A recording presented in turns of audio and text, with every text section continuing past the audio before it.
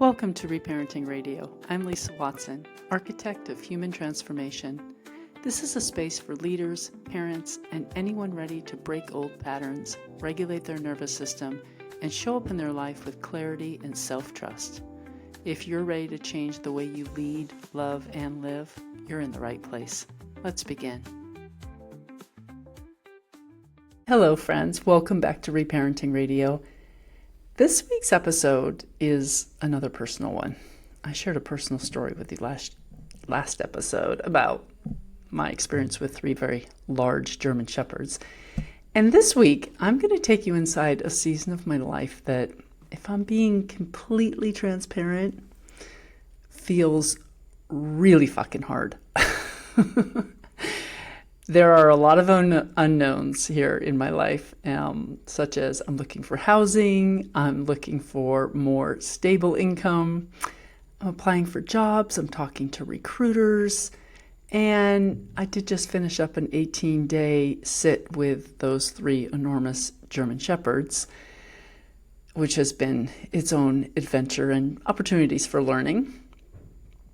And I'm working with clients. I'm producing this podcast, writing my newsletter, creating daily social media videos, and continually building a business and finishing books that I've got 3 books out there with a publisher that I'm still working on. And so many things. And on top of all that, my husband is living in another country right now, and he just signed a 1-year lease. So that's going well. Actually, it's all okay. There are reasons for all these things, and I'm learning to allow my life to unfold without needing to know exactly what every placement means. But it is a lot. And that's what I want to talk to you about today. Because somewhere in the middle of trying to figure out my own life this week, or this past few months actually, I've realized that I was asking myself a question that was making everything harder. I was asking myself, how am I going to do all this? And eventually another question came into my awareness, which is, what if I'm not supposed to? What if the question isn't, how do I do everything? What if it's actually, what do I need to do right now? Or better yet, what actually needs me right now? And by the end of today's episode, I'm going to give you 6 questions that I've been using in my own life that I think can completely change the way we move through seasons like this, when everything feels important. Everything seems to need our attention, and we genuinely don't have the capacity to do it all. Because maybe the answer isn't becoming better at carrying everything.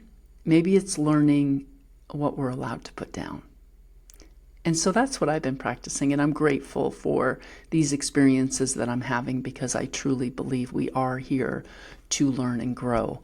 And I don't believe that life is supposed to just look one way. I don't believe that if things aren't easy, you're doing something wrong. It just is life. Life is life, and it comes with challenging situations and experiences that I believe are all designed to help us learn, change, and grow. I saw this video recently on social media, and it kind of made me laugh because it listed all the things that we're apparently supposed to do every day to be healthy, successful, emotionally regulated human beings. And I started thinking about how ridiculous a list like this is, but it's actually the reality. Get 8 hours of sleep, make sure you wake up at the crack of dawn, get out there early, watch the sunrise, get that red UV light in your eyes, meditate, journal, practice gratitude, make sure you're drinking enough water, getting hydrated. Your water may not be good enough, so make sure you're drinking the right water. Eat real food, make sure you get enough protein, get your 10,000 steps in. You should definitely strength train. Weights are very important. Stretch. Yoga's good. Do your breath work. You should read like 10 pages a day. and learn something. Always be learning something new. Oh, make sure you go to work and advance your career, build your business, manage your finances, keep your house clean. Meal prep. I think meal prep's really important. Maintain your friendships, spend quality time with your partner. You want to make sure your sex life is good. Sex is really good for you. And you should be present with your children. Make sure you call your parents at least once a week. It's important that you touch in with them, and definitely limit your screen time and don't spend too much time on social media. Unless, of course, social media is part of your business, in which case, apparently, you're supposed to be on social media constantly while simultaneously staying off of it. Oh, and don't forget to rest, but make sure you're resting correctly. And while you're resting, maybe you should listen to a personal development podcast so you're still improving yourself, or at least some tones or subliminals. It's insane. Does that sound insane to you? Because that sounds insane to me. Although those all sound good at the same time. I think something has happened in the wellness and personal development world that we don't really talk about that much. We've made wellness another form of achievement. Meditation becomes, oh shit, I didn't meditate today. Exercise becomes, oh, I only got 6,000 steps. Nutrition becomes, I didn't eat well enough today. And rest becomes, I shouldn't be sitting here. I should be doing something. And parenting becomes, I didn't spend enough quality time with the kids today. And on the relationship front, that becomes, oh, we haven't had a date night in a while. I really need to initiate sex too. Or maybe he does. Personal development, that sounds like I should be further along. I shouldn't be getting triggered like this anymore. I need to do more. And suddenly, self-care becomes self-criticism wearing yoga pants. And that's not wellness. That's just another checklist. Maybe some of us don't need better time management. Maybe we've just accepted this impossible definition of what successful life is supposed to contain.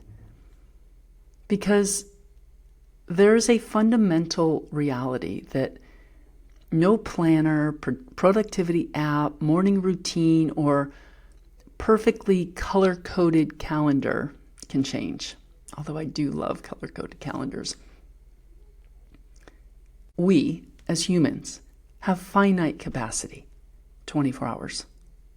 One body, one nervous system, one attention span.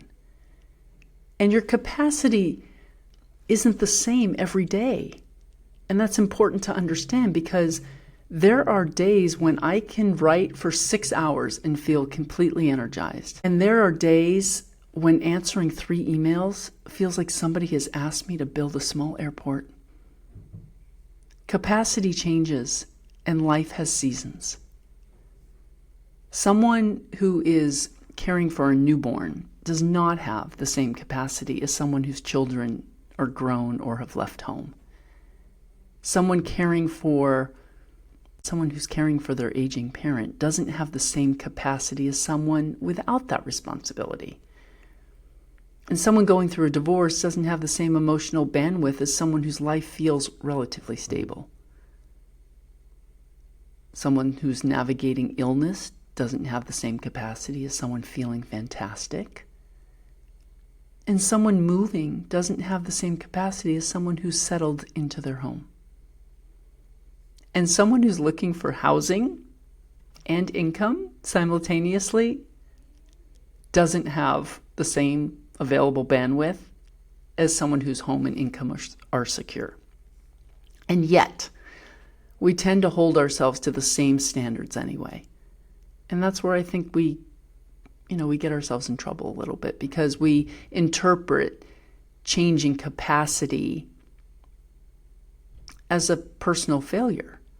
And we'll ask ourselves questions like, why can't I keep up? Why am I so unproductive? Why can't I focus? Why am I falling behind? But maybe you're not falling behind. Maybe your life currently requires your energy somewhere else.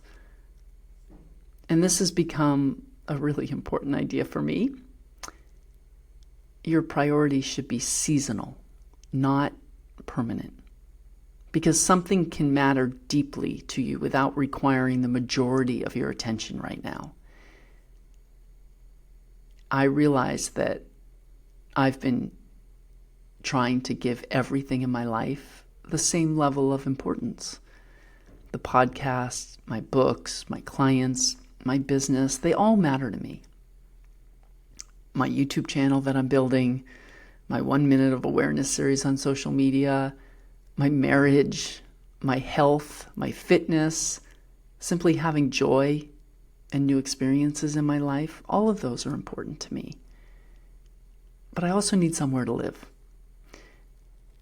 So my current housing situation is changing. My husband's in Mexico and has just made a financial and housing decision that makes sense for what he's building there, but it also means I can't organize my immediate life around the assumption that he's moving here next month. And that's been important for me to acknowledge. Not catastrophize, not become a victim to, not turn into some story about my marriage, but just acknowledge it. What is actually true right now? Right now, I want to create enough financial stability that I can support my own life. I want my own peaceful home. I want to know that I can take care of myself regardless of what happens with someone else's timeline. I'm building a new life here after being in another country for the last 4 years, and it's challenging. And right now, finding a stable home and income deserves my attention. It doesn't mean my marriage doesn't matter. It doesn't mean my business doesn't matter. It doesn't mean my books that I'm wanting to get out there in the world don't matter. It means they all don't have to matter equally today. Something can be important without being important right now. Think about it. You can love something and you can temporarily give it less energy. You can care deeply about a goal and you can put it down for a week. And you can have a dream of a business that you want to create and still take a job. You can be committed to your health and skip the gym because you need more sleep. And you can love your family and tell them you're unavailable tonight. Priority isn't a declaration of what matters to you as a human. It's a decision about where your finite resources are needed right now. And there's another layer to this that I think a lot of people experience. What happens when the thing requiring your attention isn't the thing you thought you were supposed to be doing right now? And that's very interesting to me. I've spent years building my coaching work, writing, podcasting, creating, teaching. And now I'm looking at nanny and family assistant opportunities because I want more predictable income while I establish my own home. And I'll tell you, there have been moments when a little voice comes in and says, "Are you giving up? Are you abandoning your mission? Shouldn't you be spending this time growing your business instead?" And I've had to challenge that. Because maybe taking care of myself financially isn't abandoning my purpose. Maybe it's building infrastructure underneath my purpose. That's different. And it's important to me that I create financial stability in a way that feels good and is in alignment with me. Money doesn't motivate me. Nervous system regulation motivates me. And so I'm choosing a route that feels good for me right now. And, maybe the podcast doesn't have to pay my rent. Maybe my books don't even have to hurry up and become profitable. Maybe my creativity doesn't have to carry the terrifying responsibility of keeping a roof over my head. Maybe stable income could actually give my creativity room to breathe. And I think that this applies to so many things. We have these incredibly rigid ideas about what following our purpose is supposed to look like. If you're an artist, you're supposed to make money from art. If you're an entrepreneur, you're supposed to make money from your business. And if you take a job, somehow you failed. And I think this is something a lot of people are really faced with right now. Maybe taking a job funds the dream. Maybe changing direction protects the dream. Maybe slowing down preserves the dream. Maybe choosing stability for a reason gives you enough safety to create from inspiration instead of desperation. I don't believe trusting your path means refusing to respond to reality. You can trust God and update your resume at the same time. You can believe you're being guided and call a recruiter. You can believe something wonderful is coming and still make decisions based on what is actually concrete today. Those things aren't opposites to me. That's just simply participating in your own life. But I think that this becomes particularly difficult for people who have spent their lives being highly responsible. The strong ones, the caretaker, the achiever, the person that everyone depends on and looks up to. Because when you're accustomed to carrying responsibility, everything starts feeling equally important. Your child needs something. That's important. Your partner needs something. Equally as important. Your house, your health, your friends, your business, they're all important and they all need something. And now you're standing in the middle of 47 important things while your nervous system is waving a tiny white flag. But everything can matter without everything becoming today's priority. And that's where discernment comes in. Instead of asking, how do I fit everything in? We could start asking, what actually needs me right now? What can wait? What can become smaller? What can someone else carry? What am I doing because I'm afraid of what will happen if I stop? That's a good one. Sit with that. Because sometimes we aren't doing something because it's actually necessary. We're doing it because stopping activates something in us. Maybe if I stop posting, people will forget about me. If I stop helping, people won't need me. If I stop producing, I'll fall behind. Maybe if I stop achieving, I won't feel valuable. Maybe if I say no, someone will be disappointed. Maybe if I rest, I'll have to feel something that I've been outrunning. And that's not time management anymore. That's pattern work. And of course, because this is reparenting radio where we talk about patterns, I want to bring this back to children. Because we're handing them the same way of living. School, homework, sports, music lessons, tutoring, birthday parties, play dates, chores, family obligations, exercise, reading, extracurricular activities. And sometimes their calendars look like they're being managed by the chief operating officer of a Fortune 500 company. And then we wonder why children and teenagers feel so overwhelmed and have anxiety and are depressed and cutting and using drugs and having sex. Are we teaching children how to live, or are we teaching them how to stay busy?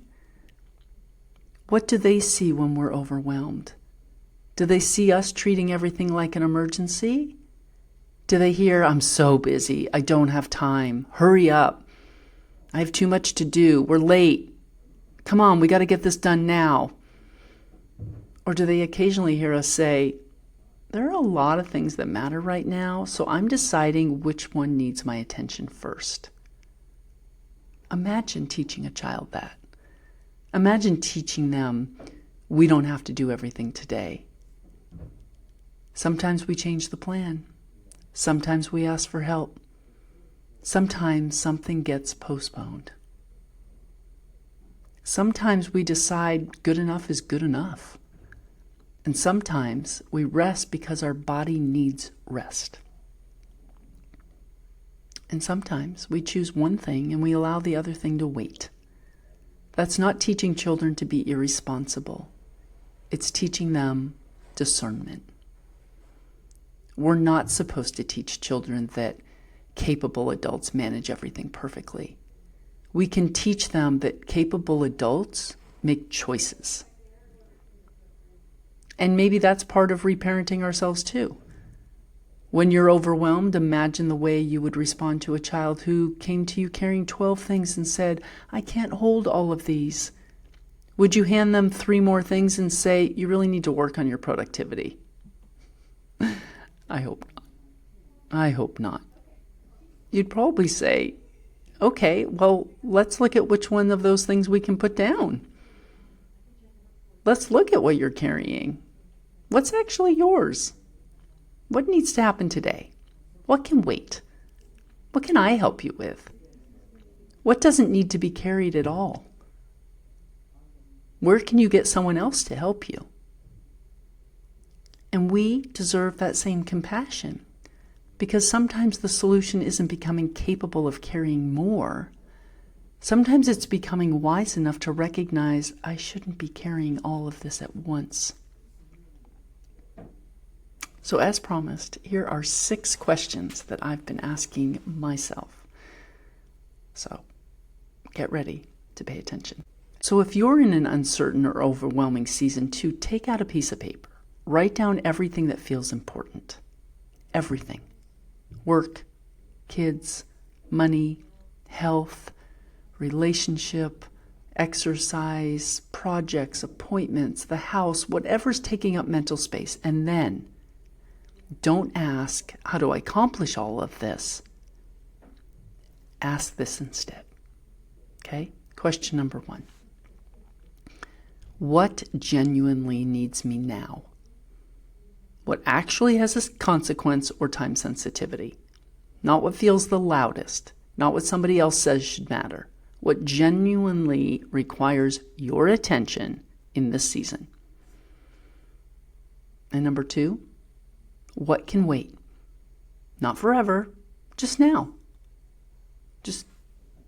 There are things I've been acting as though I need to solve immediately that simply don't need solving this week. And maybe you have some too. And question number 3, what can become smaller? And I really like this one because maybe exercise isn't an hour at the gym right now. Maybe it's a 20-minute walk. Maybe the home-cooked dinner becomes eggs and toast. Maybe the elaborate social media strategy becomes 1 meaningful post a week. Maybe the perfectly clean house just becomes clean enough. Maybe good enough becomes the goal for a minute. Something becoming smaller doesn't mean it stops mattering. It means you're adjusting it to your current capacity. And question number 4, what can someone else carry? Where can you receive support? Where are you doing something automatically because you've always been the one who does it?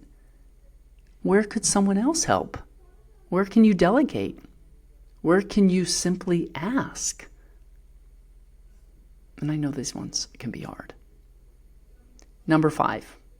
What am I afraid will happen if I stop doing something? And this question may reveal the pattern underneath the pressure. If I stop posting, will people forget me? And that may not sound true. It may not land for you. If I stop helping, will people stop needing me? If I stop achieving, will I still feel valuable? If I stop controlling everything, will everything fall apart? Sometimes what looks like responsibility is actually fear. And question number 6, what season am I actually in? Not the season I wish I were in.